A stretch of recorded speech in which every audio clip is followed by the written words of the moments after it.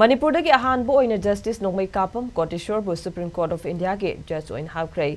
Government of India ke Ministry of Law and Justice ki Joint Secretary to the Government of India Jagannath Srinivasana ngasi thokiba official notification amagi matungina Indian Constitution gi Article 124 Clause 2 gi makhada lebak asagi President na Justice Nongmeikapam Kotiswar bu Supreme Court of India ge Judge Oina Hapkhre haina phongdoki.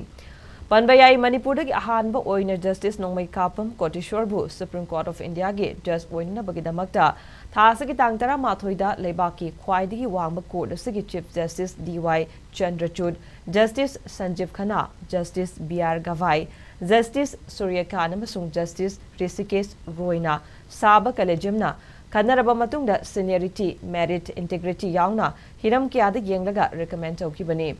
Justice Nongmeikapam Kotiswar Guwahati High Court ki Judge oirambata natana Manipur High Court ki Judge oiramki.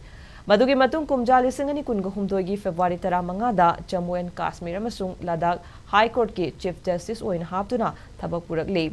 Amaromda Collegium asana Justice Nongmeikapam Kotiswar ki loinana Tamil Nadu dagi Madras High Court ki Judge loinana Housing Acting Chief Justice oiriba Justice R.